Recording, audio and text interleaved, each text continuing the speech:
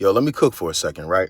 So, in the build up to Terrence Crawford and Canelo Alvarez, it getting announced and everything like that, you had all the hating ass dickheads talking about, oh, I didn't ask for this fight. We didn't ask for this fight. I don't care about this fight. This is a circus fight, right? Because Canelo was too big. Now, these same people are calling for Terrence Crawford to fight David Benavidez, who is way bigger than Canelo. Wouldn't that be a circus fight too then?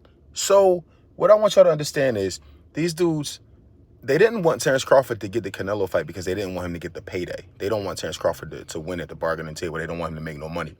Everything that Terrence Crawford is getting is what they wanted for Errol Spence. Shout out to Errol Spence too, by the way. But these are the things that they wanted for Errol Spence. So it's not that we didn't ask for this fight because you asked for Errol Spence and Canelo.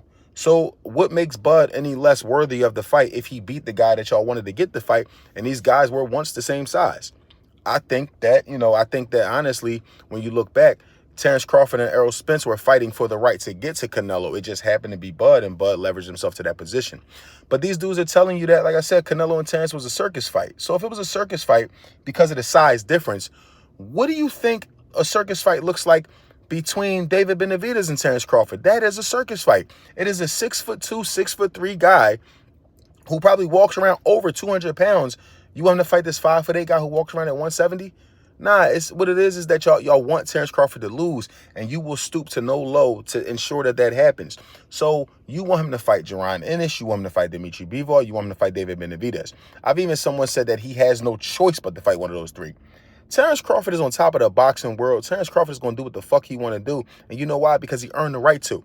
When you beat Errol Spence in your legacy fight and dominate in fashion like that, and then you turn around a year or 2 years later, and then you do the same thing to Canelo. I mean, not as brutally, obviously, but he did what he was supposed to do to him. And what else do you want from the guy? There's nothing left for Terrence Crawford to prove. The expectations that you have for Terrence Crawford, put him on Gervonta Davis. Put him on Shakur Stevenson. Put him on Devin Haney. Put him on Keyshawn Davis. Put him on Teofimo Lopez. You don't continue to move the goalposts for the 38-year-old who has done it all, who has achieved it all, and is still trying to give us great things. But at this point, the only person Bud owe anything to is himself. And if he feel like he accomplished everything he want to accomplish, he don't got to do nothing else. He don't got to fight David Benavidez. He don't got to fight nobody. He can fight whoever he wants. Personally, I want him to fight Jermell Charlo. I think that's a fight that's ready. I don't care that Jermell Charlo lost to Canelo. I couldn't care less. He moved up, and it is what it is. But I like that fight. There's real beef there. There's real bad blood. I think that's a very doable fight. Jermell Charlo could use the payday. Bud to take another payday, and I think it's something that Turkey would pay for, and it's a mega fight. Like, give me that fight. Terrence Crawford versus Jermell Charlo. Please give me that fight. 160. Make it happen.